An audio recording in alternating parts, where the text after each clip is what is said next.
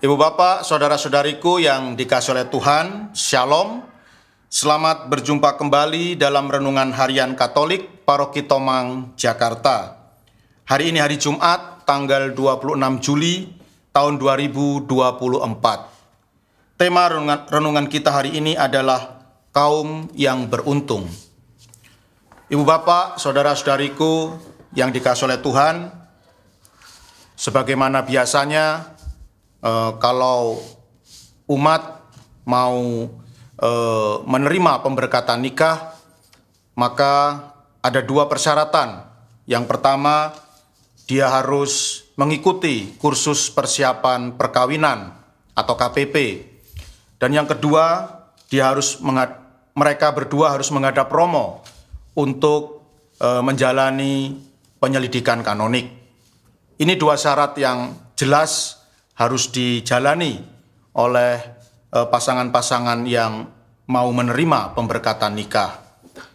Dan berdasarkan pengalaman saya sebagai Romo yang melayani penyelidikan kanonik, sering saya mengalami ada dua pasangan ya, calon pengantin yang berbeda agama. Dan memang di Gereja Katolik pernikahan beda agama itu diizinkan ya, dengan mekanisme dispensasi. Dan seringkali dalam melayani penyelidikan kanonik, dari dua pasang ini, yang satu Katolik, yang satu non-Katolik, pihak non-Katolik menyatakan kepada saya keinginannya untuk dibaptis menjadi anggota Gereja Katolik. Dan saya sungguh heran mengapa pihak yang non-Katolik ini kok ingin sekali dibaptis dan bergabung dengan Gereja Katolik. Rupanya ya mereka berkata bahwa mereka begitu terpesona ya, mereka begitu terkagum-kagum ketika mengikuti kursus persiapan perkawinan. Melalui materi-materi yang diberikan dalam kursus persiapan perkawinan, mereka yang non-Katolik semakin memahami, semakin mengerti bahwa Gereja Katolik itu adalah gereja yang sungguh toleran, yang sangat menjunjung tinggi toleransi, dan bukan hanya teori, tetapi sungguh-sungguh dipraktekkan secara nyata. Buktinya, di dalam Gereja Katolik, perkawinan beda agama itu dihalalkan, ya, diperbolehkan dengan mekanisme dispensasi dari keuskupan. Ya. Jadi itu hal yang biasa di dalam Gereja Katolik, di mana pasangan yang diberkati, yang satu Katolik dan yang lain non-Katolik. Dan ini adalah sungguh-sungguh wujud nyata bagaimana Gereja Katolik sangat menjunjung tinggi toleransi. Gereja Katolik sungguh menghargai, sungguh mengapresiasi agama-agama lain selain Katolik. Dan ini banyak sekali orang yang bisa melihatnya. Dan kemudian mereka pun menjadi tertarik untuk bergabung dengan Gereja Katolik. Ya. Tapi biasanya saya menasihatkan ya, kepada mereka supaya tetap melangsungkan pemberkatan nikah beda agama sesuai dengan jadwal ya. Jadi menikah saja dulu dengan mekanisme beda agama sesuai dengan jadwal yang telah ditetapkan, dan nanti setelah pemberkatan nikah baru kalau memang ingin dibaptis menjadi umat Katolik, nah silahkan mengikuti pelajaran katekumen ya, katekumenat yang ya lumayan lama ya, jadi 9 bulan. Jadi orang harus mengikuti pelajaran katekumenat itu selama 9 bulan kira-kira, lalu baru bisa dibaptis. Nah, bayangkan kalau misalnya yang non-Katolik ini ya saya izinkan atau saya kabulkan untuk dibaptis ya, menjadi anggota Gereja Katolik, lalu mereka harus mengikuti pelajaran katekumenat selama 9 bulan, maka pemberkatan nikah mereka itu ya jelas harus ditunda ya, harus ditunda selama 9 bulan lagi, dan itu tentu sangat merugikan ya. Maka biasanya saya menasihatkan untuk tetap menjalani pemberkatan nikah, ya, menerima pemberkatan nikah sesuai jadwal, dan setelah pemberkatan nikah baru mengikuti pelajaran katekumenat dan kemudian dibaptis sebagai anggota Gereja Katolik. Ya.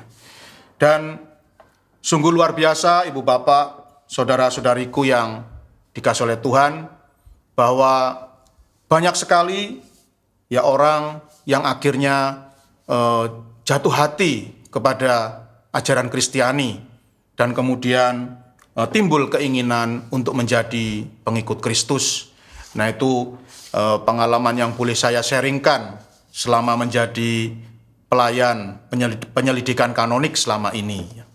Ibu Bapak, saudara-saudariku yang dikasihi oleh Tuhan, dalam Injil Matius bab 13 ayat 16 sampai 17 yang dibacakan dalam perayaan Ekaristi hari ini, Tuhan Yesus bersabda, "Berbahagialah matamu karena telah melihat, berbahagialah telingamu karena telah mendengar.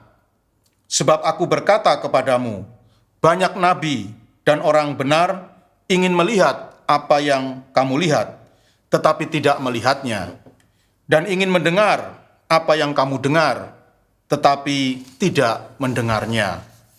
Jadi Ibu Bapak, saudara-saudariku yang dikasihi oleh Tuhan, sesungguhnya ada begitu banyak orang yang seandainya Injil itu diperdengarkan kepada dia, Injil itu diwartakan kepada dia, dia pasti akan jatuh cinta atau jatuh hati kepada Kristus dan pasti tergerak hatinya untuk menjadi pengikut Kristus.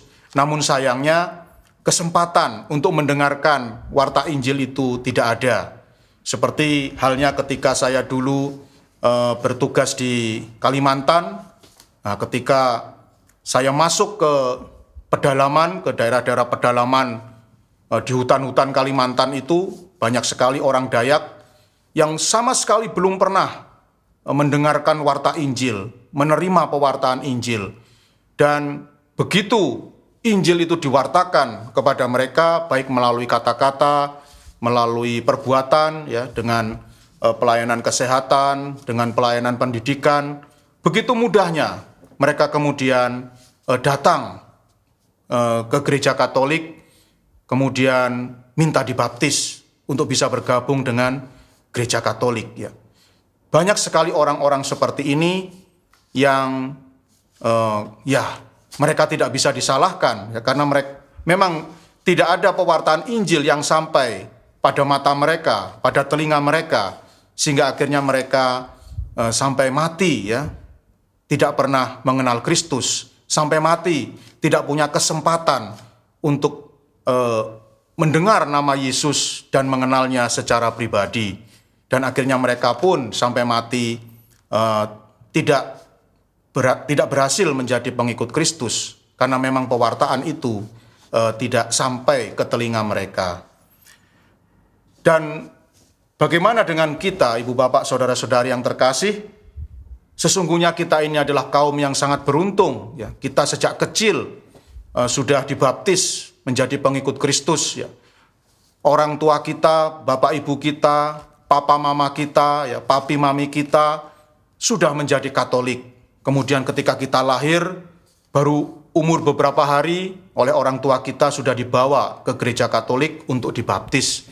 Sungguh kita ini adalah orang-orang yang beruntung karena kita punya kesempatan untuk melihat dan mendengar pewartaan iman Kristiani melalui gereja Katolik. Oleh karena itu Ibu Bapak, saudara-saudari, mengingat betapa beruntungnya kita ini, maka mari kita senantiasa berusaha untuk setia menghayati iman Kristiani ini, karena pada kenyataannya banyak saudara-saudari kita yang lain yang tidak berhasil, ya, tidak bisa sampai kepada Kristus karena memang tidak ada pewartaan yang mereka lihat dan mereka dengar. Tetapi bagi kita, sungguh kesempatan itu berlimpah-limpah.